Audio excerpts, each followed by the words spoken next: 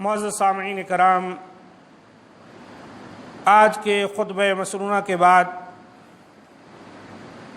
قرآن حکیم سورہ بقرہ کی آیت نمبر 168 اور 172 کی میں نے آپ کے سامنے تلاوت کی ہے۔ ان دونوں آیتوں میں اللہ رب العزت نے تمام انسانیت کو، بالخصوص مسلمانوں کو، رزق حلال کھانے کا حکم دیا ہے۔ فرمایا یا ایھا الناس کلوا مما فی الارض حلالا طیبا، اے لوگو زمین میں جو حلال طیب چیزیں ہیں ان کو کھاؤ۔ ولا تتبعوا خطوات الشیطان، اللہ کے حکم کی خلاف ورزی کرتے ہوئے شیطان کی اتباع مت کرو، شیطان کے نقش قدم پر مت چلو۔ انہ لکم عدو مبین، یقیناً وہ شیطان تمہارا کھلا دشمن ہے۔ پھر آگے اللہ تعالیٰ نے سورہ بقرہ کی آیت نمبر 172 میں فرمایا یا ایھا الذین آمنوا، اے وہ لوگو جو ایمان لائے ہو، کلوا من طیبات ما رزقناکم، جو کچھ ہم نے تم کو پاکیزہ چیزیں دی ہیں ان کو کھاؤ۔ واشکروا للہ، اور اللہ کا شکر ادا کرو۔ ان کنتم ایاہ تعبدون، اگر واقعی تم اس کی عبادت کرنے والے ہو۔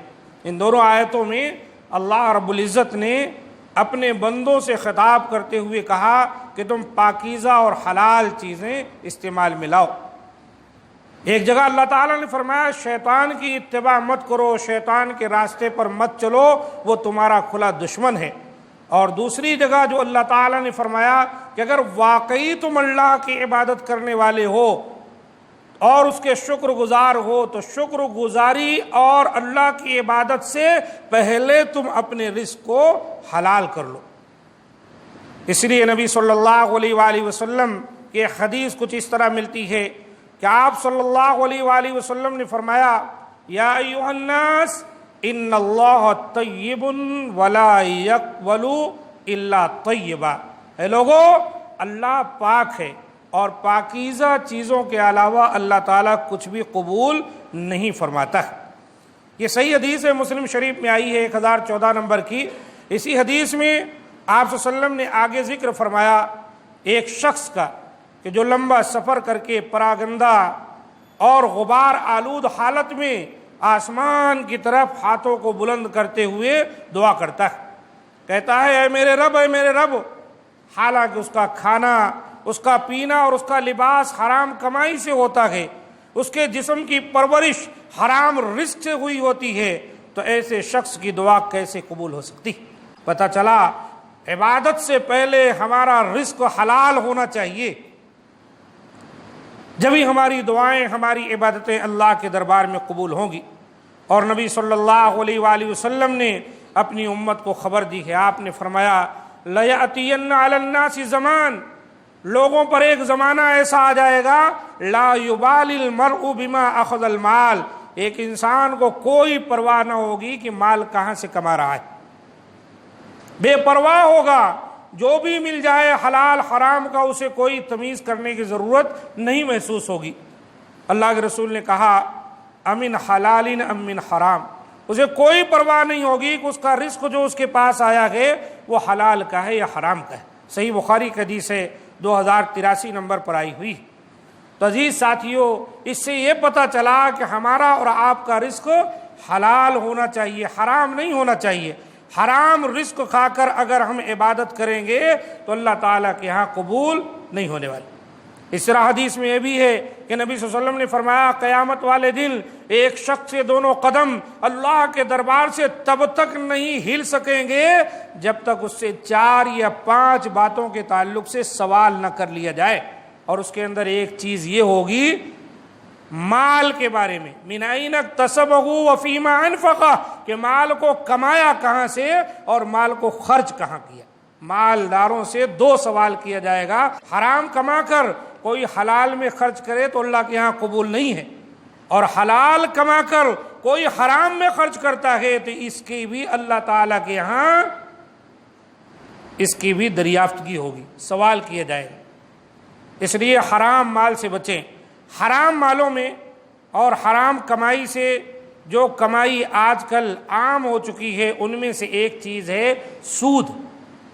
اور آج کے خطبہ جمعہ میں اصل مسئلہ ہے سودی لین دین کے نام پر. تو کچھ ایسی باتیں عام ہو گئی ہیں کہ ایک آدمی کسی کو ضرورت پر 4-5 لاکھ روپے دے کر اس کا کروڑوں کا گھر ہتھیا لیتا ہے اور زمانے دراز تک اس کے اندر براجمان رہتا ہے. کرایہ نہیں دینا ہے، جب پیسہ واپس کرے گا تو گھر دیں گے. کتنوں کے گھر برباد ہو جاتے ہیں، قرضوں میں ہی گھر ختم ہو جاتا ہے. یہ جائز نہیں، یہ سب سود ہے. کسی کو قرضہ دے کر اس سے فائدہ حاصل کرنا، اسی کو تو سود کہتے ہیں. آپ نے 3 لاکھ دیا ہے اور گھر کا کرایہ 10,000 ہے، ہر مہینے 10,000 گویا آپ فائدہ حاصل کر رہے ہیں. یہ سود ہے، اس سے بچنا چاہیے. سود کیا ہے؟ قرآن مجید میں اللہ تعالی نے فرمایا یا ایھا الذین آمنوا اتقوا اللہ وذروا ما بقی من الربا ان کنتم مؤمنین فإن لم تفعلوا فأذنوا بحرب من اللہ ورسولہ وإن تبتم فلکم رؤوس اموالکم لا تظلمون ولا تظلمون. اے ایمان والو، اللہ سے ڈرو، اور اگر تم سچے مومن ہو تو جو سود باقی رہ گیا ہے اسے چھوڑ دو. پھر اگر تم نے ایسا نہ کیا تو اللہ اور اس کے رسول سے جنگ کرنے کے لیے تیار ہو جاؤ. ہاں، اگر توبہ کر لو تو تمہارا اصل مال تمہارا ہی ہے، نہ تم ظلم کرو نہ تم پر ظلم کیا جائے. گویا اللہ تعالیٰ نے مسلمانوں سے خطاب کیا. اس وقت سود کا کاروبار چلتا تھا تو کہا اے مسلمانوں، اب سود کو چھوڑ دو. توبہ کر لیتے ہو، سود کو ترک کر دیتے ہو. جو اصل مال تم نے دیا تھا، کسی کو 3 لاکھ دیے تھے اور ارادہ تھا کہ 4 لاکھ لیں گے، تو ایسی صورت میں تم 3 لاکھ کے مستحق ہو، 1 لاکھ اس کا چھوڑ دو. اگر ایسا نہیں کرتے تو تمہارا یہ عمل اللہ اور اس کے رسول سے جنگ کرنے کے مترادف ہوگا. اور اللہ اور اس کے رسول سے جنگ کرنے والے کبھی بھی دنیا میں عزت نہیں پائے بلکہ ذلیل اور رسوا ہوئے. اور ایک قاعدہ اللہ تعالیٰ نے آگے فرمایا لا تظلمون ولا تظلمون. نہ تم ظلم کرو گے نہ تم پر ظلم کیا جائے گا. پتہ چلا سود کیا ہے؟ گویا کہ ظلم ہے. اگر تم کسی پر ظلم کرو گے تو جواب میں تم پر بھی ایک نہ ایک دن ظلم کیا جائے گا. یہ آیت کریمہ قرآن حکیم سورہ بقرہ کی 278 اور 279. قرآن مجید کی ایک آیت سورہ آل عمران کی آیت نمبر 130 ہے. اللہ تعالیٰ فرماتا ہے یا ایھا الذین آمنوا لا تأکلوا الربا اضعافا مضاعفہ واتقوا اللہ لعلکم تفلحون. اے ایمان والو، تم بڑھا چڑھا کر سود نہ کھاؤ. کسی کو مال دے دیے، وقت پر نہیں دے سکا تو تم اس میں اضافہ کرتے جاؤ، اضافہ کرتے جاؤ اور مال بٹورتے جاؤ. واتقوا اللہ، اللہ سے ڈرو، لعلکم تفلحون، تاکہ تم فلاح پا جاؤ. اللہ اکبر.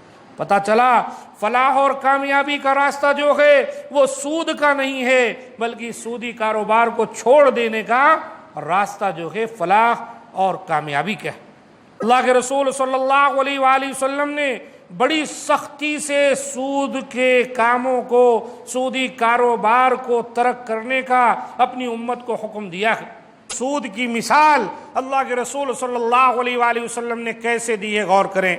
آپ نے فرمایا الربا 70 حوبا ایسرہما ان ینکح الرجل امہ.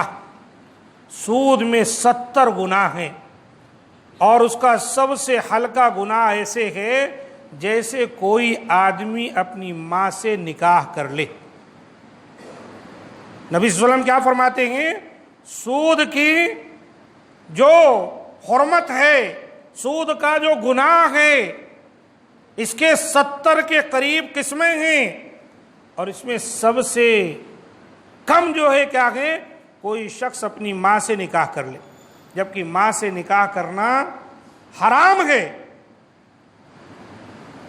یہ حدیث سنن ابن ماجہ میں آئی ہوئی ہے 2247 پر، اور علامہ البانی رحمۃ اللہ علیہ نے اسے صحیح کہا.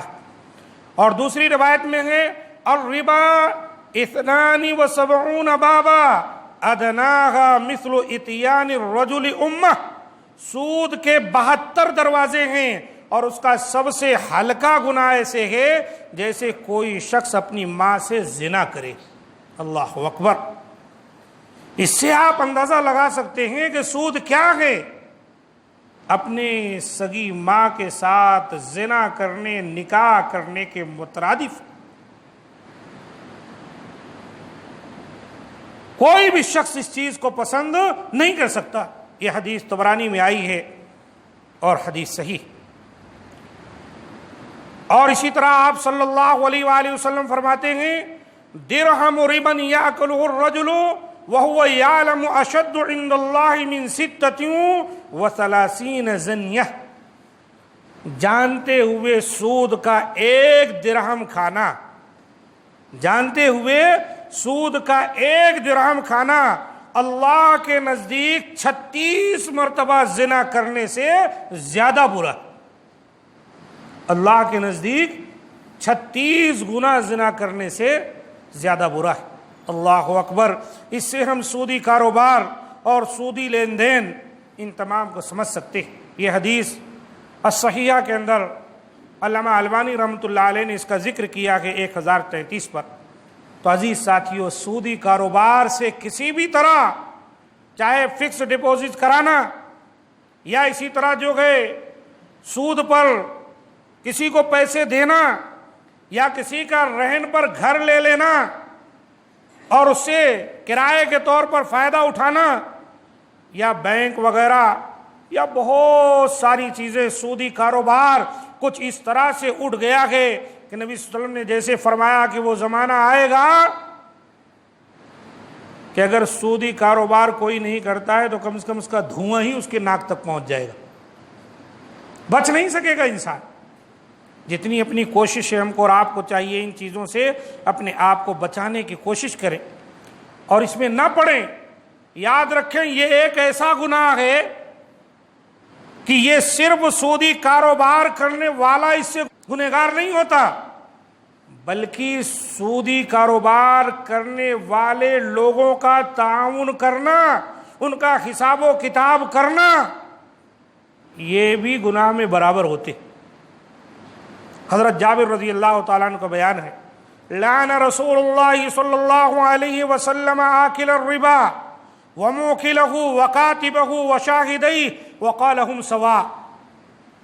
رسول اللہ صلی اللہ علیہ وسلم نے لعنت بھیجی سود کھانے والے پر، سود کھلانے والے پر، اس کے لکھنے والے پر اور اس کے گواہوں پر، اور آپ صلی اللہ علیہ وسلم نے فرمایا یہ سب گناہ میں برابر ہیں، یہ سب گناہ میں برابر ہیں۔ یہ حدیث صحیح مسلم کی ہے 1598 نمبر کی۔ قرآن مجید میں اللہ تعالیٰ فرماتا ہے سود سے کچھ فائدہ ہونے والا نہیں ہے۔ یاد رکھیں قرآن اور حدیث میں جو باتیں آئی ہیں اس کا خلاصہ یہ ہے کہ ایک آدمی سود کے ذریعے سے مالدار نہیں ہو سکتا۔ اور سورہ بقرہ کی آیت نمبر 276 میں اللہ تعالیٰ نے واضح طور پر سود کا نام لے کر کہا یمحق اللہ الربا ویربی الصدقات۔ اللہ سود کو مٹاتا ہے اور صدقوں کو بڑھاتا ہے۔ سودی کاروبار مٹ جائے گا۔ دیکھیں بڑی بڑی کمپنیاں، بڑے بڑے دین کے نام لینے والے، ابھی حال ہی میں دیکھیے ایک خاتون کتنے بڑے کاروبار یہ وہ ساری دنیا میں تہلکہ مچا کے رکھے تھے، لیکن چونکہ تھا وہ سود پر نہ، گھومتے پھرتے آخر بربادی کے راستے پر ہی گیا۔ اس لیے بڑے بڑے ممالک سودی کاروبار کی وجہ سے سب ڈاؤن ہو جاتے۔ نبی صلی اللہ علیہ وسلم کا ارشاد ہے، آپ صلی اللہ علیہ وسلم نے فرمایا ما احد اکثر من الربا الا كان عاقبت امرہ الی قلہ۔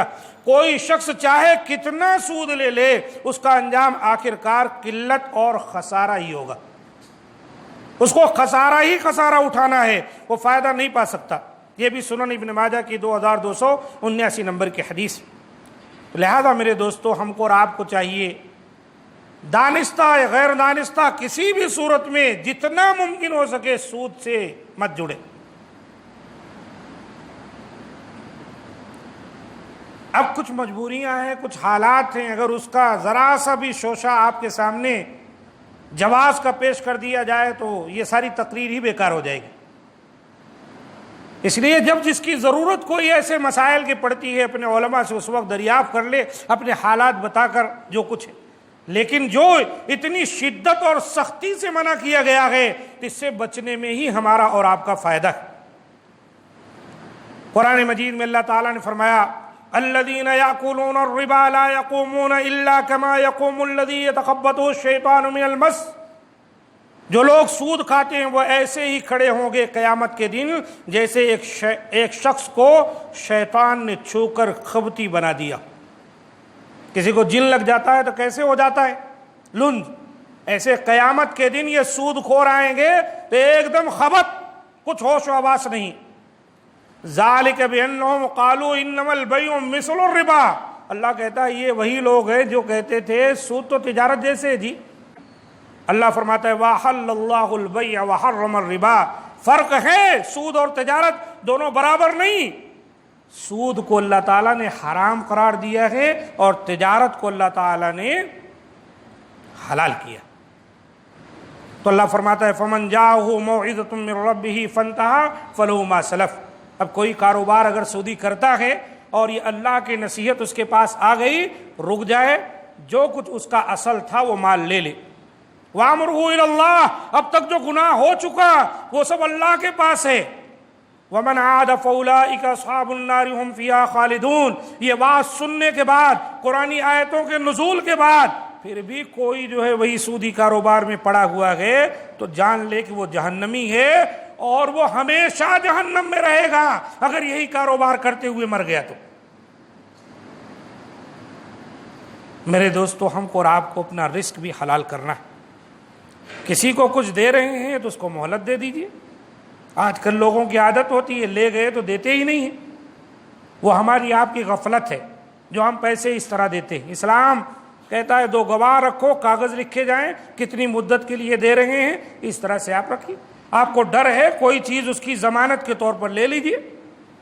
مثال کے طور پر آپ گھر کے کاغذات، کسی کو آپ 5 لاکھ دے رہے ہیں، اس کے گھر کے کاغذات اپنے پاس رکھ لیجیے ضمانت کے طور پر، اور وہ جو کرایہ آتا ہے اس کو لینے دیجیے یا کرایہ آپ لے لیجیے، لیکن جب قرضہ واپس دے گا تو جتنا کرایہ لیے تھے نا اتنا اس میں سے مائنس کر دیجیے، ختم، جائز ہے آپ کے لیے۔ آپ نے 10 لاکھ دیا تھا، 2 سال اس کے گھر میں رہے، 2 سال کا کرایہ 2 لاکھ بنا، اب آپ اس سے 8 لاکھ لے لیجیے، گھر خالی کر دیجیے، کوئی سود نہیں ہے۔ تو یہ جو ہے طریقہ کار اسلام نے ہم کو اور آپ کو سکھلایا ہے، ہمیں چاہیے ان تعلیمات کو اختیار کریں اور سودی کاروبار اور حرام کاروبار میں نہ پڑیں، بالخصوص سود میں۔ سود کا گناہ کتنا بڑا ہے کہ ایک انسان، بھلا بتائیے، اپنے ماں کے ساتھ زنا اور بدکاری کرے۔ 1 درہم کھانا 36 مرتبہ زنا کرنے سے بڑھ کر ہے۔ انا للہ و انا الیہ راجعون۔ اللہ تعالی سے دعا ہے کہ مولا کریم ہم تمام کو جو باتیں بیان کی گئیں ان کو سمجھنے اور سمجھنے کے بعد اس کے مطابق زندگی گزارنے کی توفیق دے، اور حلال رزق کمانے کہ اللہ تعالیٰ توفیق دے، اور حلال رزق کے اللہ تعالیٰ دروازے کھول دے، اور حرام سے، حرام کاریوں سے اللہ تعالیٰ ہم تمام کو، جمیع مسلمانوں کو محفوظ رکھے۔ اللہ تعالیٰ ہم تمام